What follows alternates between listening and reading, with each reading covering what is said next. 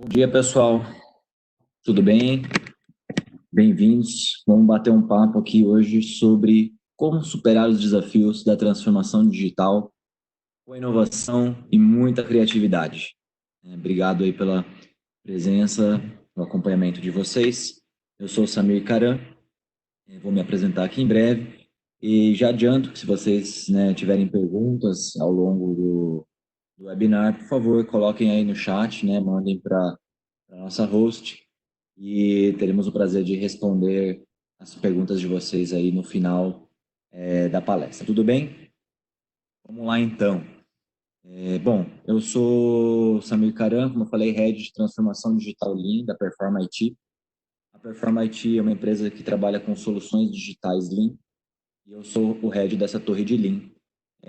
O meu papel é, de fato, garantir com que a empresa tenha o produto certo e trabalhe sempre e agrega um valor para os nossos clientes, usando técnicas de design thinking, lean, metodologias ágeis, e aí eu entrego depois o projeto, o design desses projetos para a torre de digital, onde o pessoal trabalha com desenvolvimento de soluções web, aplicativo, mobile, todo tipo de tecnologia, BI, integração com ERPs. Essa é a nossa empresa, alguns dos nossos clientes, já temos o prazer de tocar alguns projetos aí em parceria junto com a Natura, quem eu agradeço também o convite, o pessoal do CSC aí para participar um pouco com vocês desse programa de inovação em finanças, né? Um grande prazer conosco de nós estar aqui com vocês, tudo bem? Bom, vamos lá. Queria começar então, já que a gente está falando nesse momento aí da transformação digital, discutir um pouquinho o que é então transformação digital. Será que transformação digital é simplesmente mudança de tecnologia? Será que a gente usar uma tecnologia nova, como por exemplo óculos de realidade virtual, celular com tela que dobra, carro autônomo, será que isso é de fato transformação digital? Arrisco dizer para vocês que não, e que dá para fazer transformação digital praticamente sem usar tecnologia. Quer ver como? Vou dar um exemplo só de uma startup, por exemplo, que agora está entregando quitanda por assinatura. Olha só que legal. Então, toda quarta-feira de manhã, você vai encontrar na porta da sua casa 3 legumes, 2 frutas, um cheirinho, um tempero, de acordo com o tamanho da sua família e de acordo com o número de pessoas que moram na sua casa. Isso é transformação digital. O que isso tem a ver? Isso tem a ver justamente com o mundo que a gente vive. Será que a gente vive no mesmo mundo que a gente vivia alguns anos atrás? Quem hoje tem tempo, de ir na feira, de ir na quitanda, de ficar escolhendo, apertar ali uma mão e ver? É muito pouco, né? E quando sobra, a gente vai de domingo e abdica de tempo com a nossa família, com os nossos filhos, com quem a gente quer ficar, para poder fazer esses afazeres. Então, com certeza, é muito mais prático a gente ter um serviço como esse. Ainda mais no contexto atual, né, que a gente está vivendo, fazendo tudo remoto aí, né, o contexto da quarentena, do coronavírus, né, do Covid-19, que está realmente mudando, inclusive, as relações de trabalho, a forma com que a gente está realizando os nossos eventos, home office, enfim. Ainda mais Kitanda, uma startup dessas, né, um modelo desses vem, de fato, muito de encontro com esse cenário que a gente vive. Então, será que somente o avanço da tecnologia que impulsiona a transformação digital? Tudo bem, a gente falou que dá para resolver esses problemas sem tecnologia. Mas será que esses problemas ou esse mundo de fato que vem nos exigindo cada vez mais e consumindo de fato nosso tempo, ele acontece somente por conta do avanço da tecnologia? Eu vou trazer para vocês aqui o contexto do mundo VUCA. VUCA vem do Exército Americano, é um acrônimo aí de fato para as palavras de volátil, incerto, complexo e ambíguo em inglês. E ele de fato reflete o cenário que a gente vive. Como eu falei, volátil é esse mundo que a gente não consegue perceber, ele parece que escorre de fato pelas nossas mãos. Você está, de repente, navegando na empresa, numa tranquilidade, pisca os olhos, olha para o lado, onde não existia nada uma semana atrás, hoje existe uma startup de US$ 1 bilhão, um unicórnio. Como tomar decisões, de fato, com esse cenário? Incerto, então, se fala, as previsões não mais se acertam. Quando está todo mundo ali indo apostar na bolsa, de repente acontece algo e ela despenca, muita gente perde, e mesmo os melhores especialistas não conseguem mais fazer suas previsões. Complexo, então, nem se fale, né? Já pegando o cenário novamente atual, quem diria que quando começaria algumas pessoas doentes no mundo, a bolsa ia despencar, os supermercados iriam ficar vazios, e hoje a gente percebe de fato o impacto que isso tem. Mas essa complexidade de algo lá da China, em pouquíssimos dias, assola o mundo inteiro e ninguém conseguia prever esse cenário. E a ambiguidade tem a ver muito com, de fato, essa sopa de letrinhas que a gente vem utilizando cada vez mais, em palavras como transformação digital, agile, lean, enfim, todas elas, o digital, onde nem todo mundo consegue, de fato, entender e essas inteligência artificial, IoT, Big Data, Machine Learning, ou seja, tem muita informação no planeta e, de fato, essas informações acabam trazendo um pouco de ambiguidade, uma palavra que pode significar várias coisas, e isso traz incertezas também para o cenário, para o mercado corporativo. Então, como eu disse, é um acrônimo que surgiu, de fato, no ambiente militar, porém ele faz muito sentido no nosso ambiente corporativo. É exatamente assim que a gente vive, que a gente se sente hoje no mundo corporativo. A gente se sente num mundo volátil, incerto, complexo e extremamente ambíguo. E existe, então, depois o conceito que surgiu do VUCA Prime, onde a gente começa a falar de algumas soluções, então, para isso, né, que curiosamente também tem esse acrônimo no VUCA, onde a gente fala um pouco de visão, de compartilhamento da visão da sua empresa com todos os seus colaboradores, do seu time, com a sua equipe, onde se todo mundo sabe para onde a sua equipe, a sua empresa, a sua unidade de negócio está indo, está navegando, é muito mais fácil de navegar, mesmo num maremoto, mesmo numa tempestade que vai te arrastar para algum lado ou para outro, você consegue ter a visão, ter uma bússola para onde vai, e o time corrige rota muito rapidamente. Assim como o entendimento, a clareza, o estudo, o conhecimento de fato, e não aquele conhecimento superficial, tem aqueles especialistas, né, de redes sociais, enfim, você tem que ter cada vez mais aprofundamento. Não é qualquer um que lê uma headline de uma notícia e hoje já sai replicando nas redes sociais. Isso cria uma complexidade, uma ambiguidade muito grande. Então, clareza e entendimento são fundamentais, assim como a agilidade, que a gente vai falar um pouquinho mais hoje nessa palestra, que não tem a ver com velocidade, tem a ver com, de fato, superar desafios, superar obstáculos de uma forma ágil. Então, as empresas que conseguiram navegar nesse mundo são, de fato, as empresas que são as que melhor se adaptam, né? Não é o mais forte que sobrevive, nem o mais inteligente, de fato, mas o que melhor se adapta às mudanças. Pensem em vocês, quem é que está conseguindo sobreviver nessa mudança que aconteceu, que está acontecendo, que estamos vivendo aí atualmente no cenário social, econômico e político mundial. Então, de fato, conseguem se adaptar muito rápido.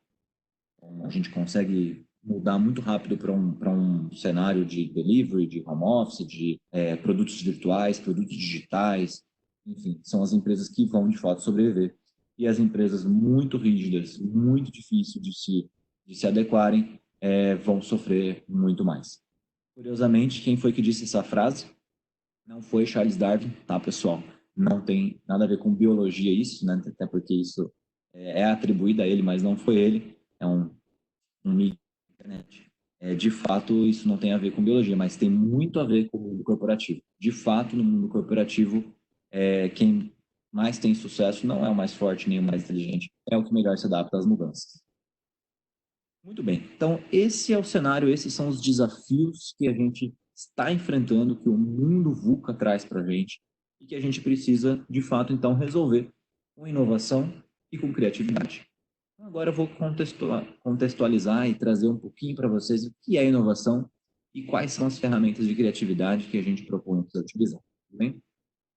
Primeiro, vamos pensar o que é inovação. Será que essa imagem, essa figura, é de fato uma inovação? Estranho, hein? Talvez para minha avó seria, não sei, uma máquina de escrever que acessa o tablet aí.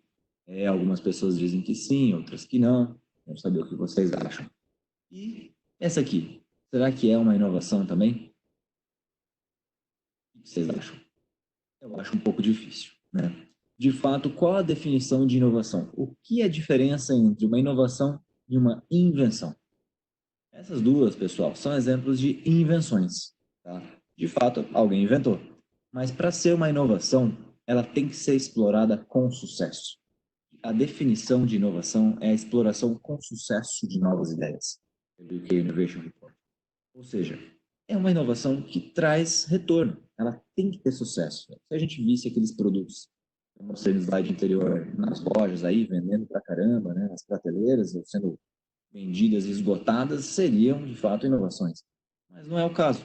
A gente nunca viu isso no mercado, então é uma invenção.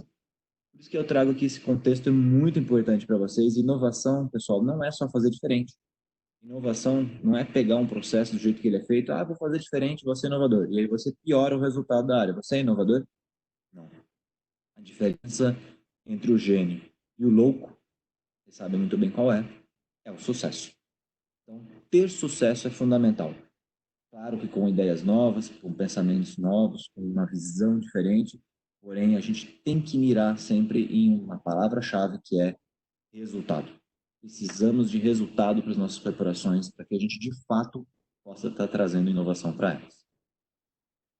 Nossa, tudo bem, Samir. Então, a gente tá louco aí para colocar inovação. Já sei o que é inovação, não é só fazer uma coisa diferente que dê errado ou que não agregue valor. Mas como é que eu faço para incentivar isso na minha equipe, na minha empresa, na minha área?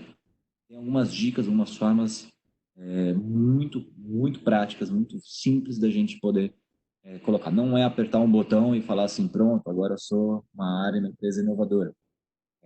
Não é, infelizmente, somente ter um processo de inovação, apesar de que ajuda muito a incentivar, mas a inovação tem muito a ver com cultura empresarial.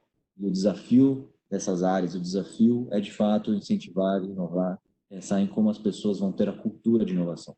Eu vou dar, então, para vocês alguns hacks, né, de como que a gente pode incentivar essa cultura. O primeiro delas tem a ver muito com a diferença dessas duas figuras aí, de uma lancha e de um transatlântico. Quem consegue dar um cavalo de pau aí, mudar de direção de uma forma muito mais rápida? Com certeza, um cavalo de pau de lancha, muito mais simples que um cavalo de pau de um transatlântico. Me arrisco dizer que nem é possível ou vai demorar muito tempo para mudar de direção. Então, isso tem a ver com velocidade, como eu falei, tem a ver com agilidade. É importante, sim, ser rápido, né, para superar de fato o seu concorrente, mas muito mais importante é ser ágil. Quando eu digo ser ágil, é ter essa flexibilidade de adaptação. Uma adversidade, um lançamento de um concorrente, uma mudança de cenário econômico, uma mudança de cenário de convívio social como essa. Quem são as empresas que conseguem ter uma dinâmica muito mais ágil, né? Ter uma mudar de curso muito rápido? Como se a gente estivesse pegando pequenas lanchas e desacoplando aí de um grande transatlântico, que seria uma grande empresa, uma grande corporação, mas eu tenho que ter, sim, pequenas lanchas que começam a desacoplar e poder navegar de uma forma mais ágil. E sim, com o tempo, essas pequenas lanchas elas vão guiar o transatlântico, ele pode sim mudar de direção. Então, é isso que a gente fala de ter essas pequenas células ágeis, né, os squads, pequenas células que trabalham de fato de uma forma muito mais ágil, superando as adversidades e podendo testar novas ideias. E como eu falei, não só novas ideias, mas ideias que tragam resultado, que tragam sucesso para a corporação. Tudo bem? Um segundo hack que a gente fala é, pessoal, não pode de jeito nenhum ter medo de errar. Empresas que punem os erros são empresas que vão ter muita dificuldade de ser inovadoras. Como é que eu vou inovar? Errar. Uma vez que o erro é a primeira tentativa no aprendizado. Né? Adoro essa frase. Então, uma dica muito simples que a gente utiliza lá na Performa e alguns clientes nossos também já vi, é ter simplesmente um mural dos erros, né? A gente pode pegar o mural, colocar alguns post-its nele e sugerir às pessoas para que compartilhem tudo que dê errado nos projetos de vocês, né? Deu alguma coisa errado? Pode compartilhar. Ou seja, fala para as pessoas. Abre o jogo. Por que eu posso fazer isso? Por que eu devo fazer isso? Justamente por conta de não deixar que os outros errem. E aí eu vou ter, de fato, usando um erro para um aprendizado. É a grande história do post-it. O post-it na 3M tem uma história longa, mas resumindo, ele surgiu justamente de um erro de alguém que uma vez queria fazer uma cola super poderosa, acabou numa dessas descobrindo a cola que não colava direito, e essa fórmula ficou ali arquivada. Um outro pesquisador foi lá e precisava de uma cola que de fato não colasse, pesquisou, viu o erro de um, virou uma grande patente, um grande sucesso de outro, né, que depois foi atrás, enfim, dessa ideia. Então, compartilhar os erros e mais do que isso, pessoal, eu vou falar até para vocês, celebrar os erros. Celebre, porque um erro para a empresa, ou a mostrar, provar que algo não dá certo, é uma grande entrega. Tá? Não tenham medo, de fato, de mostrar isso. Isso mostra o caminho por onde não navegar. Obviamente, também ter as pessoas certas, né, os talentos da nossa empresa é muito bom, mas eu acrescento um ponto, além disso, é ter as pessoas certas no lugar certo. Ou seja, não adianta eu ter gênios na minha empresa, pessoas super talentosas e atolá-las de atividades operacionais. As grandes empresas inovadoras, elas conseguem, de fato, entender que algumas pessoas precisam, de fato, trabalhar num ambiente de muito mais colaboração, de muita cocriação, e ao invés de um ambiente muito individual, onde eu estou montando, executando tarefas de uma forma muito operacional, tentando resolver tudo sozinho, e eu de fato não consigo entregar o valor, entregar aquilo que a minha empresa precisa. Então, ter de fato essas pessoas no lugar certo. E por último, acompanhar as mudanças, né? E aqui acompanhar as mudanças eu falo de fato para você entender aquilo que está acontecendo fora no mundo, está em tendência. Eu vou trazer algumas dicas de como incentivar essa inovação e como acompanhar essas tendências de mercado aqui ou em outros lugares, ou até em outros países, tá? Se alguma coisa está acontecendo lá fora, na Europa, nos Estados Unidos, provavelmente é uma tendência que vai chegar para cá. Então, estar observando isso é muito melhor. A gente fala muito que inovação tem muito a ver de observação ao invés de pensamento. Não é aquela pessoa que fica sentada, hoje eu vou inovar, vou me trancar no meu quarto, vou ficar pensando em qual vai ser a minha grande ideia. Não é isso. Inovação tem a ver com observar, primeiro, algumas dicas. Onde você gasta o seu dinheiro? Olhe seu extrato bancário. É uma forma de inovar. Como assim, né? Não é para ver o saldo para sair chorando, não é isso. Olhar o seu extrato bancário tem a ver com olhar onde você está de fato gastando seu dinheiro, onde estão as possibilidades, onde você mais gasta. E se você está gastando com aquilo, provavelmente você pagaria por aquilo. Você paga por aquilo, então você pagaria se tivesse alguma forma mais simples de resolver aquele problema, porque você já está investindo seu dinheiro. Pessoal, não invente problemas, resolva. Vou falar um pouquinho mais para frente, de fato, de uma técnica de imersão muito boa, para a gente entender qual é a necessidade, de fato, do nosso cliente. O que o nosso cliente precisa, seja um cliente interno, seja um cliente externo da empresa. Entendendo a necessidade real, as dores, onde estão os maiores dispêndios de esforço e tempo dos nossos clientes, a gente vai conseguir estar lá, a gente vai resolver e a gente vai trazer inovação. Ou então, simplesmente executar melhor algo que já existe, né? O Uber, por exemplo, não inventou o táxi. Muito pelo contrário, já existia há muitos anos. Ele só resolveu isso de uma forma melhor, de uma forma mais simples, mais prática, mais barata, né? Com melhor compartilhamento de recursos. Isso é inovação. Essas dicas, pessoal, servem para tudo, como eu falei, serve para o ambiente externo, para o ambiente interno, pessoal, corporativo. Observe de fato aquilo que está acontecendo no mundo, as tendências. Tente pegar algo que já existe, que não está acontecendo de uma forma muito bem, execute ele melhor, entenda os problemas do seu cliente. Essas pequenas dicas são dicas fundamentais para você na hora de entender onde você pode inovar.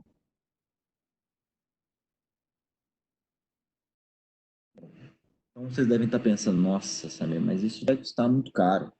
Eu digo para vocês que o que custa caro é fazer aquilo que não precisaria. Mais de 50% das funcionalidades de software trazendo algo do meu mercado, da minha indústria, não são utilizadas. Isso é uma pesquisa feita nos Estados Unidos pelo Chaos Report, mas vale para o mundo inteiro. Pensem vocês nas funcionalidades, nos sistemas, por exemplo, que vocês utilizam no seu dia a dia. Quantos por cento de tudo isso vocês usam de uma forma muito frequente? 20, 30% se você for um usuário muito um power user, um usuário muito frequente dessa ferramenta. Realmente é isso que acontece. A gente foca muitas vezes, infelizmente, naquilo que é possível de fazer, mas não naquilo que é extremamente necessário. Esse é o drama de toda empresa de tecnologia. A gente que é de TI sempre recebe essa pergunta: pô, Samir, você é de TI, dá para fazer tal coisa? Pessoal, dá, tudo dá, mas precisa. Qual é a real necessidade de fato de algo? Como diria Peter Drucker, não há nada tão inútil quanto fazer com extrema eficiência aquilo que nunca deveria ter sido feito. Esse tem que ser o nosso foco, esse tem que ser o nosso olhar. Não é simplesmente fazer certo um projeto, fazer certo uma tarefa, é saber fazer o projeto certo. Escolher quais são as batalhas que nós vamos enfrentar nesse mundo VUCA, nesse mundo de transformação. A gente não consegue atacar todas as iniciativas que a gente tem. A gente tem muita ideia, a gente tem muita coisa, não falta iniciativa. Muitas vezes o que falta é acabativo. Então, pegando essa máxima, entenda o que eu quero dizer com isso. É escolher qual é o problema real que a gente precisa resolver. De fato, se a gente gastar a maior parte do nosso tempo entendendo qual é o problema, uma grande chance de resolvê-lo de uma forma que vai trazer resultado, que vai trazer inovação. E não simplesmente gastar pouquíssimo tempo escolhendo um problema, pegando o primeiro problema que vem pela frente e gastando uma energia muito grande para resolver de uma forma magnífica aquele problema, mas que na verdade nem era um problema tanto assim. Tudo bem? Se agora, hein? Quem poderá me ajudar? Quem que pode trazer uma solução? Como que, então, já que uma vez que eu entendi o que é inovação, entendi, pesquisei, fui atrás e vi qual que é um problema, como é que eu faço para resolver esse problema? E eu trago para vocês aqui o conceito do IdeaPad. O IdeaPad é uma metodologia desenvolvida pela Perform IT, nós utilizamos em todos os nossos projetos, né, de soluções digitais Lean, porém que é baseado em três frameworks consagrados de mercado, que é o Design Thinking, o Lean e a metodologia ágil. Tá? O que a gente faz aqui? Normalmente a gente recebe um projeto já na fase da ideia, na fase da solução. Nossos clientes nos procuram e falam assim: pô, Samir, pô, Performa, eu tenho uma ideia aqui de um projeto para desenvolver, dá para fazer tal coisa? Realmente, isso a gente deveria fazer, vocês deveriam fazer em todos os projetos. Dá três passos para trás, antes de sair fazendo de fato aquele projeto, aquela iniciativa. Entenda qual o real desafio a ser resolvido, qual o real problema que a gente está resolvendo aqui. A gente usa técnicas de design para imersão e definição, onde a gente vai entender, mapear e desenhar a jornada completa do nosso cliente. Eu vou entrar logo em alguns exemplos de uma ferramenta, de alguns cases aqui para vocês, dentro desse contexto de imersão. E depois, somente depois que a gente entendeu qual é o real problema, qual é a real dor do nosso cliente, que a gente vai para essa segunda etapa do diamante duplo, que é para explorar possíveis soluções, onde a gente vai usar técnicas de criatividade para propor o maior número possível de soluções, o maior número possível de ideias e, por fim, os pilares da inovação para convergir e ajudar a priorizar quais são as melhores ideias. Esse formato, pessoal, muito bem difundido aí do design thinking, do diamante duplo, tem muito a ver com essa dinâmica do divergir para convergir. Esse efeito sanfona, né, que a gente fala, é isso que traz as melhores soluções. Se eu pegar uma ideia ou um problema, atravessar ele em linha reta, qual é a chance dela ser a melhor solução? É a primeira que eu vi na minha frente.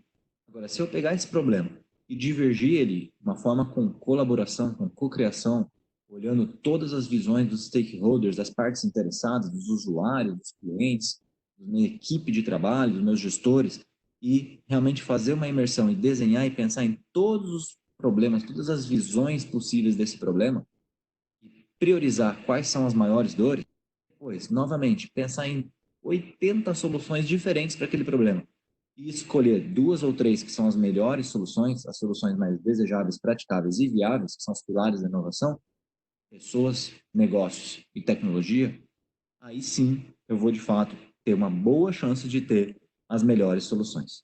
E para definir qual é a melhor solução, pessoal, é ir a campo, é prototipar. É um protótipo. Protótipo é um teste, é algo que seja real o suficiente para que possa ser sentido. Eu vou criar uma versão muito inicial da minha solução, um protótipo em papel, uma encenação, um modelo de volume, ou seja, algo que eu possa apresentar realmente para o meu cliente. Eu possa mostrar para ele, possa coletar feedback. O propósito aqui desse protótipo não é convencer o cliente, hein? Muito cuidado. O propósito do protótipo é aprender com o cliente, é saber o que aquele cliente valoriza, aquele cliente tem de melhor para me oferecer em termos de resposta e o que a minha solução atende e que minha solução não atende, para que daí sim eu possa realizar uma análise de viabilidade do meu projeto, custo-benefício. Eu tenho muito mais embasamento, muito mais chance de ter uma boa solução, para daí eu entrar de fato num ciclo de desenvolvimento, medição e melhoria, o Build, Measure, Learn, onde a palavra-chave aqui, pessoal, é medição, a palavra de measure, ou seja, como eu posso melhorar cada vez mais. Eu não posso, em um cenário desse, né, VUCA, como eu falei, que está em constante mudança, começar com uma ideia e acreditar nessa ideia até o final, sem mudar nenhuma vírgula. Muito pelo contrário, quanto mais vezes eu interagir com essa ideia com o meu cliente, perceber o cenário, medir o quanto aquela ideia está trazendo de retorno, aprender com aquilo e melhorar a minha solução de uma forma cíclica, de uma forma contínua, muito maiores as minhas chances de ter uma boa solução, de ter uma boa inovação e trazer resultado para a minha empresa. Lembrando que inovação não é só ter uma ideia nova, inovação implica em resultado. Então, esse é o IdeaPad, pessoal. Espero que isso faça muito sentido para vocês, isso faz muito sentido para nós. Em todos os projetos, cada vez mais, a gente se convence de que é um processo obrigatório para a gente seguir. As ferramentas dentro de cada etapa, obviamente, podem variar, e elas variam muito de uma natureza de um projeto para outro projeto, mas a ideia das etapas, o conceito dentro de cada etapa, ele é sempre o mesmo. Fazer uma imersão, entender o meu problema, usar técnicas de criatividade para pensar no maior número possível de soluções, prototipar algo, gastar muito pouco dinheiro e testar aquilo em campo antes de sair para o mercado e gastando uma fortuna e saindo, entregando e desenvolvendo algo que eu não sei se o cliente precisa. E aí sim, uma vez que o cliente aprovou, eu tenho feedback, eu começo a construir e vou construindo, medindo e aprendendo. Construindo, medindo e aprendendo. Tudo bem? Bom, vamos entrar agora então numa etapa de detalhar um pouco algumas dessas etapas, vou dar alguns cases para vocês dentro desse processo de IAPED. E repito aqui, pessoal, dúvidas, perguntas, por favor, compartilhe aí junto com o nosso host, né, pelo chat.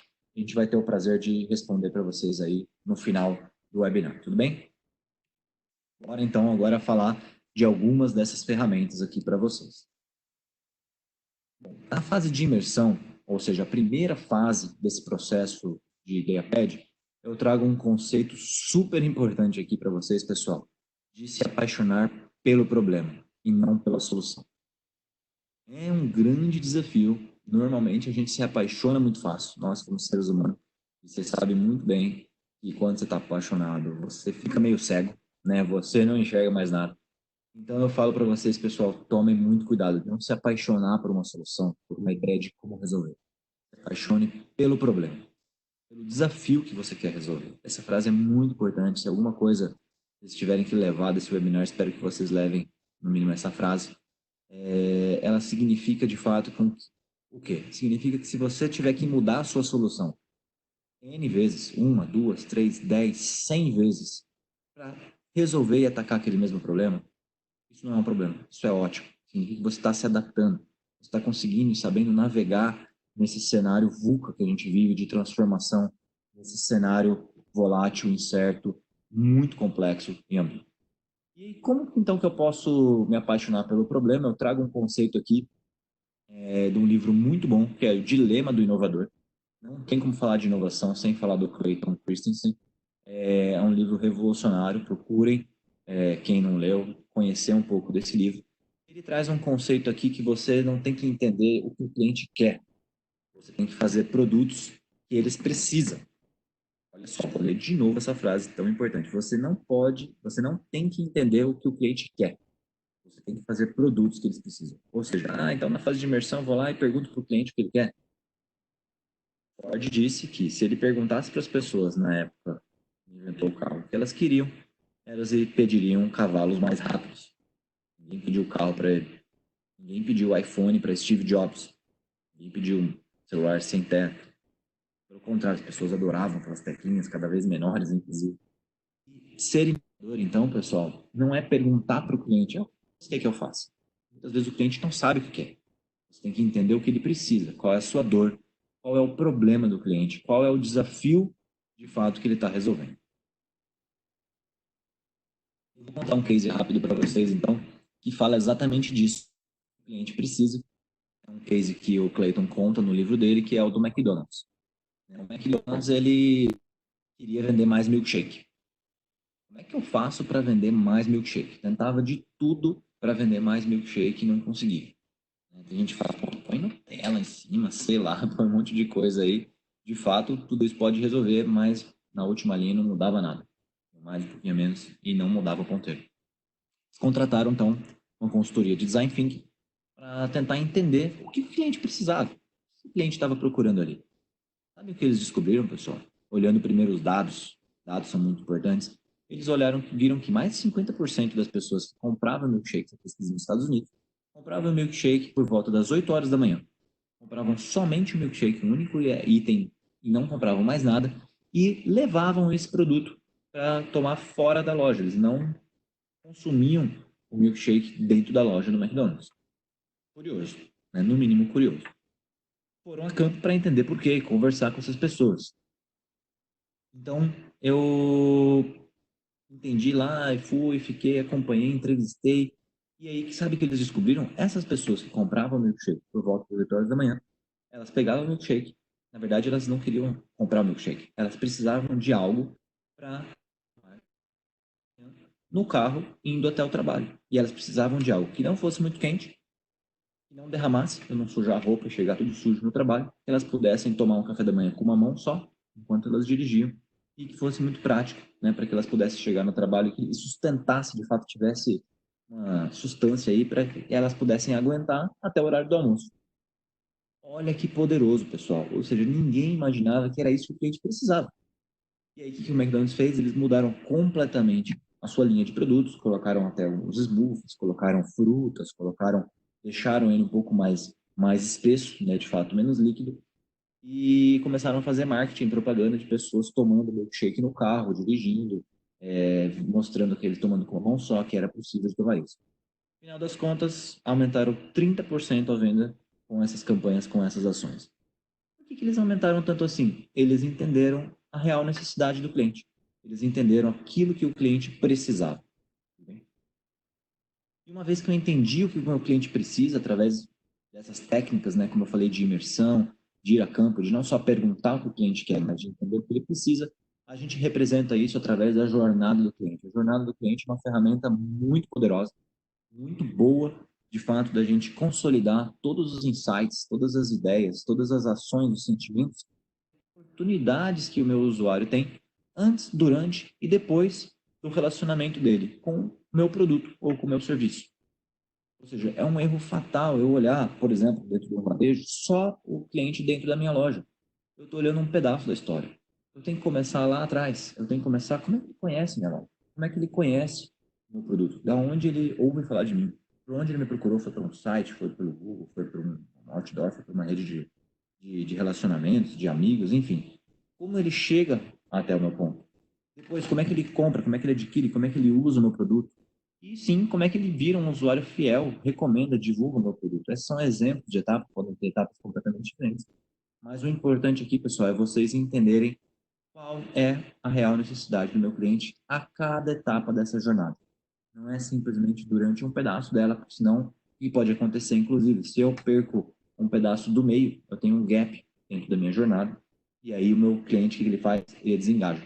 Então, não adianta eu pensar em soluções aqui no final da minha jornada, eu tenho um gap na etapa anterior. A jornada ela precisa ser contínua, ou seja, eu preciso entender, e no caso do McDonald's, eles tiveram que entender qual era a jornada desse cliente depois que ele saía da loja. Uma vez que eles entenderam quais são as ações sentimentos e necessidades depois que ele saía da loja, aí sim eles conseguiram melhorar o produto, melhorar o marketing, melhorar a campanha que acontecia antes dele entrar na loja. Claro aqui para vocês o poder, de fato, de entender uma jornada completa, o antes, durante e o depois. E aqui eu trago para vocês também algumas técnicas, né, algumas ideias nessa etapa de exploração, nessa etapa de técnicas de criatividade, de como que eu posso pensar em soluções. Ah, Sandra, mas eu não sou uma pessoa criativa. Pessoal, vou trazer essa frase de Einstein aqui, de que a imaginação é mais importante que o conhecimento. O conhecimento é limitado a tudo que sabemos, enquanto a imaginação abraça o mundo inteiro, estimulando o progresso, dando luz à evolução. É maravilhosa essa frase, porque todos vocês têm imaginação, todos podem ser criativos. Eu falo para vocês que quando você lê um livro, por exemplo, tudo que você conhece a respeito daquele livro está limitado às palavras, às páginas que estão contidas nele. Mas quando você vai escrever, por exemplo, uma história, escrever um livro ou contar uma história para alguém, você pode escrever e contar aquilo de infinitas formas diferentes, cada vez mudando um pedaço da história. Né? Uma peça de ficção é infinito, ou seja, a sua imaginação ela é ilimitada. Então a gente consegue sim pensar no maior número possível de soluções diferentes, para daí sim eu usar os pilares da inovação e escolher as melhores soluções. Uma técnica muito conhecida, muito tradicional, é o famoso brainstorm, ou seja, reúna as pessoas e traga uma avalanche de ideias, onde você não vai julgar, você não vai descartar ideias absurdas, você vai registrar tudo. Mas uma forma mais legal ainda, que eu costumo muito usar nos projetos que eu queria trazer para vocês, é o brainwriting. O que é o brainwriting? O brainwriting é um brainstorm escrito. A gente pega uma folha de papel, cola 3 post-its, cada um da mesa, das 6 pessoas que estão na mesa, em 5 minutos vou escrever 3 ideias. E aí eu vou girando essas folhas ao redor da mesa. Eu recebo, então, uma folha depois de 5 minutos já com 3 ideias escritas pelo meu colega. Eu vou ler as 3 ideias e vou escrever outras 3 ideias. Eu posso complementar uma ideia, posso combinar 2 ideias, ou posso escrever 3 novas ideias. Depois de mais 5 minutos eu rodo isso para a próxima pessoa e assim sucessivamente. Pessoal, ao final de 30 minutos, aqui eu tenho mais de 100 ideias diferentes. É uma técnica muito poderosa. Tentem usar isso no projeto de vocês, né? Procurem saber um pouco mais sobre ela, sobre o brainwriting. É muito boa. Todas as dinâmicas que eu faço, ela é mind-blowing, ou seja, ela de fato abre a sua mente. E por mais que você já tivesse discutido e feito brainstorms, sempre aparece coisas novas. Porque isso evita aquele pensamento emanado. Isso evita quando eu falo algo em voz alta, todo mundo já se enviesa e dificulta de pensar de uma forma diferente, de pensar uma solução diferente. Tentem fazer o brainwriting, o brainstorm escrito, onde você vai pensar num número muito grande de soluções diferentes para daí depois você selecionar as melhores. E eu complemento ele com algumas técnicas, por exemplo, do agrupar. Eu trago a história da cola bastão, por exemplo, quando ela surgiu, foi quando o inventor ele tentava agrupar a ideia da cola com tudo que ele via na sua frente. Ele precisava inventar uma cola que não escorresse. Então ele foi para casa e pensava, e pensava, e pensava, e não conseguia enxergar nada, aquilo que ele pudesse usar para inspirá-lo a pensar naquela cola. Daí que ele foi para casa, ia ter um jantar com a família, a esposa estava se arrumando, ela falou assim, só um minutinho e tal, que eu vou passar meu batom. Na hora que ela girou o batom, eureka, pronto, ele teve a ideia, juntou o batom com a cola e formou a cola bastante. Ou seja, é uma técnica simples de tentar agrupar aquilo que você está tentando resolver com todas as ferramentas, as soluções que já existem no mundo que você vê ao seu redor, sejam elas virtuais ou físicas, vai te trazer inspiração para você poder usar. E outra técnica muito legal é inexistente. Inexistente funciona de uma forma muito simples, no sentido que se eu tirar algo fundamental do meu produto ou do meu serviço, como é que eu posso resolver isso de outra forma? Então, na hora que a gente vai, por exemplo, pensar num restaurante, e a gente pensa primeiro o que é fundamental num restaurante. Mesas, cadeiras, garçom, talheres. Então, isso é fundamental, né? Não tem como ter um restaurante sem isso. Então, tira esses itens. Tira isso que é fundamental e pensa, como é que eu poderia resolver um restaurante sem mesa e sem garçom? É a figura aí do slide, por exemplo. É um restaurante que não tem mesas e não tem garçom. Ele tem um balcão único, você senta, já tem um menu, você faz o pedido de uma forma digital, ele vem por uma esteira para você. Então, é um restaurante real no Japão. Foi pensado, de fato, usando uma técnica do inexistente, ou seja, tirando algo fundamental. Depois disso, pessoal, de fazer um brainwriting, de fazer um brainstorm, vocês vão ter muitas ideias de solução, mas muitas ideias diferentes mesmo. E um fator-chave aqui, um outro pilar do design thinking é a colaboração. A empatia a gente teve no primeiro momento. O segundo pilar aqui é a colaboração, ou seja, não adianta você fazer isso sozinho. Tem que ter o seu time pensando junto, tem que ter. A gente fala um tamanho de time de 7 a 8 pessoas, é um time legal para você rodar essas dinâmicas de debate, de brainstorm, onde você vai pensar no maior número possível de ideias diferentes de como resolver, algumas reais, outras meio absurdas.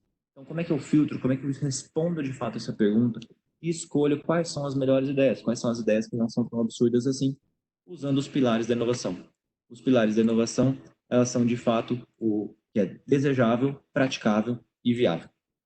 Desejável, de fato, aquilo que as pessoas querem. Você já entendeu, você fez a imersão, você usou a técnicas de empatia da jornada e percebeu aquilo que o seu cliente deseja. Muito bem. Mas será que aquilo que o seu cliente deseja é praticável, tecnicamente? Eu tenho tecnologia, consigo capacidade operacional de entregar aquilo? Então, se eu tiver, muito. E o terceiro pilar é o viável, ou seja, aquilo que é financeiramente viável, aquilo que dá retorno para a minha empresa. Não adianta nada eu fazer aquilo que o cliente quer e aquilo não me dá retorno.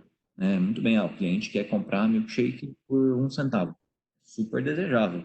É praticável? É praticável, agora não é viável. Minha empresa quebra se eu fizer isso.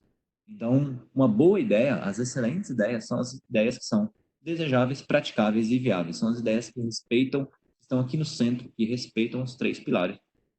Eu uso isso como uma técnica de pontuação, onde eu vou pegar as 80 ideias que eu gerei e filtrar 3 ou 4, as maiores ideias, as melhores ideias para formar o meu MVP.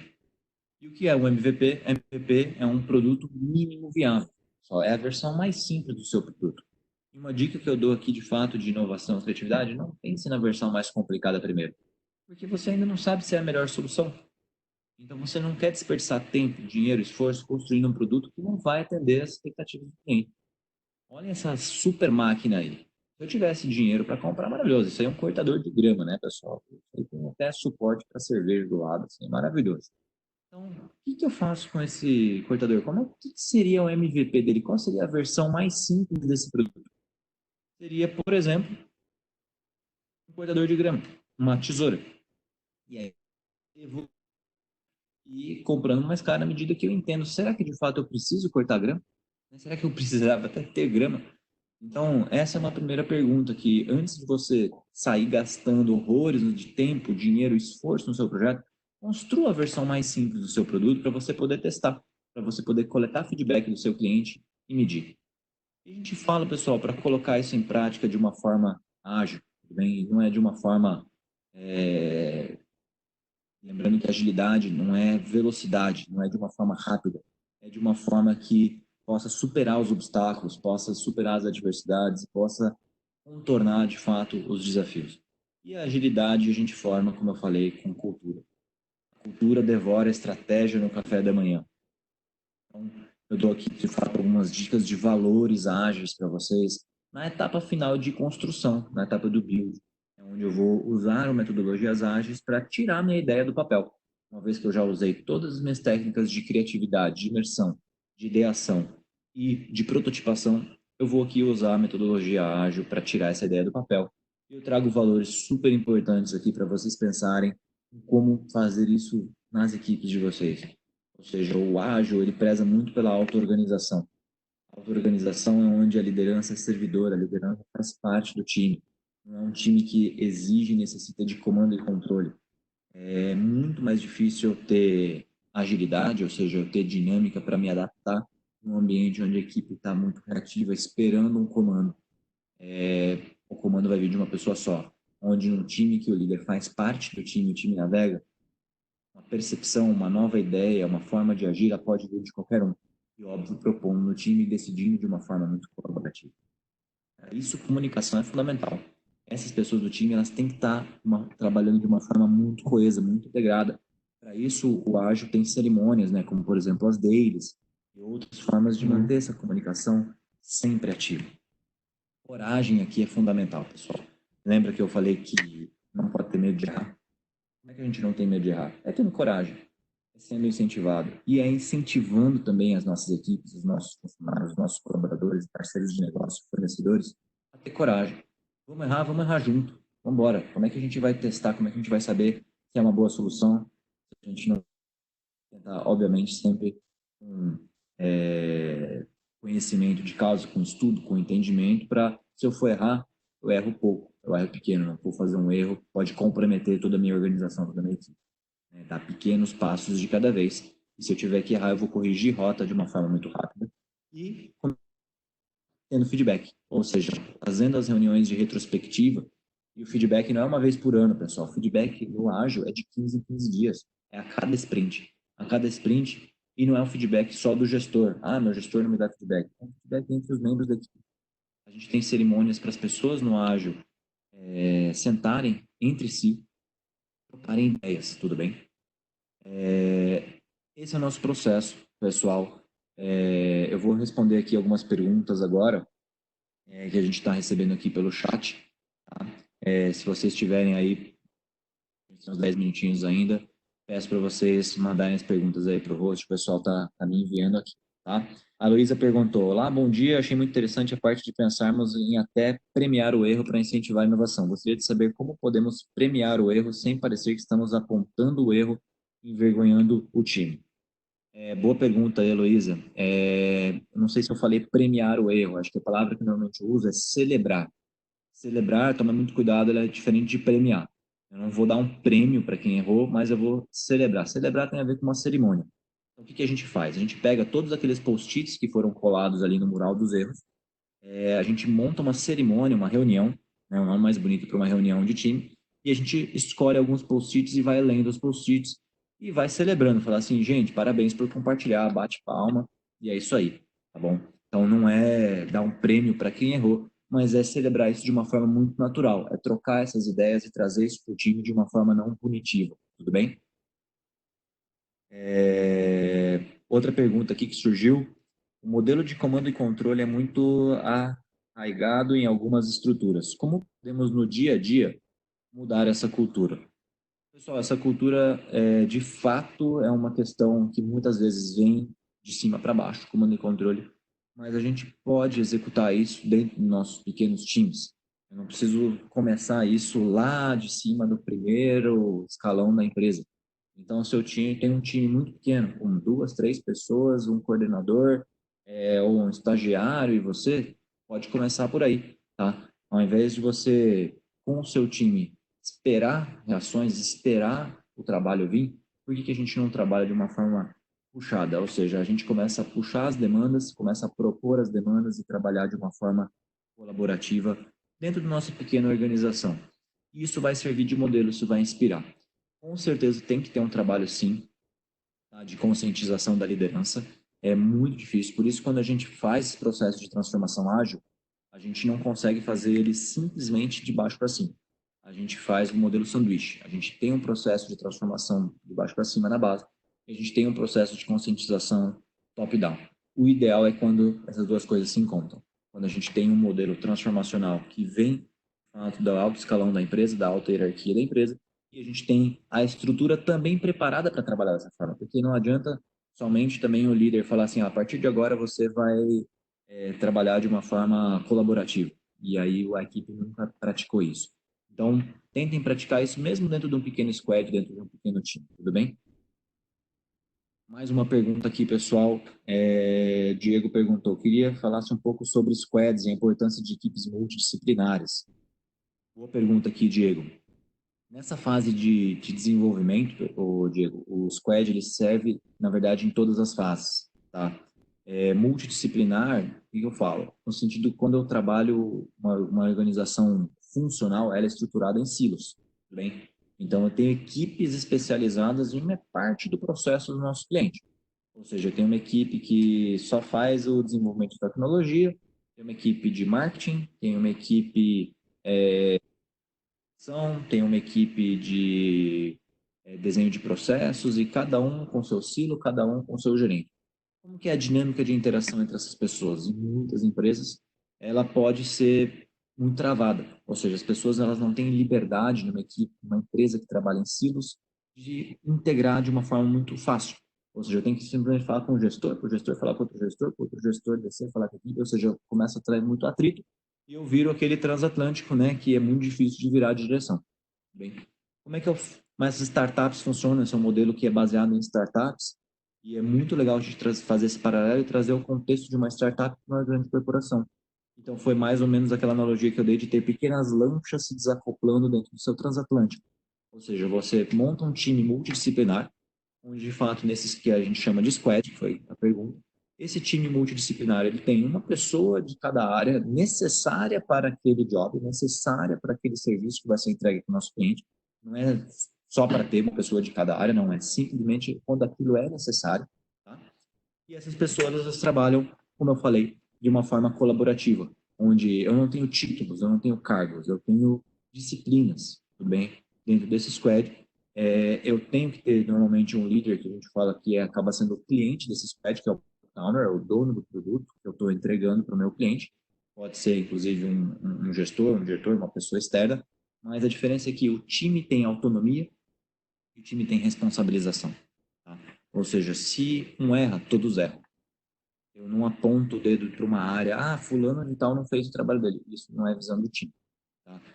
De fato, o Scrum vem daquela formação do rugby. Então, num time de rugby, quando está todo mundo muito unido, eles têm unidade de propósito. O time todo entende qual é o propósito, que ele tá, por que ele existe, o que eles estão fazendo ali, qual é a entrega daquela sprint, ou seja, eu quebro intervalos de tempo muito curtos, e o time tem unidade de propósito para trabalhar puxando o trabalho, puxando a demanda, entendendo suas métricas, entendendo onde o time quer chegar, e entregando o trabalho de uma forma colaborativa. Isso é uma dinâmica muito diferente de trabalho. É a solução na bala de prata para todos os problemas? Não. Ela faz muito sentido, como eu falei, em alguns cenários onde a gente precisa, sim, de um time multidisciplinar para entregar uma solução, para entregar um produto de uma forma constante, de uma forma rotineira.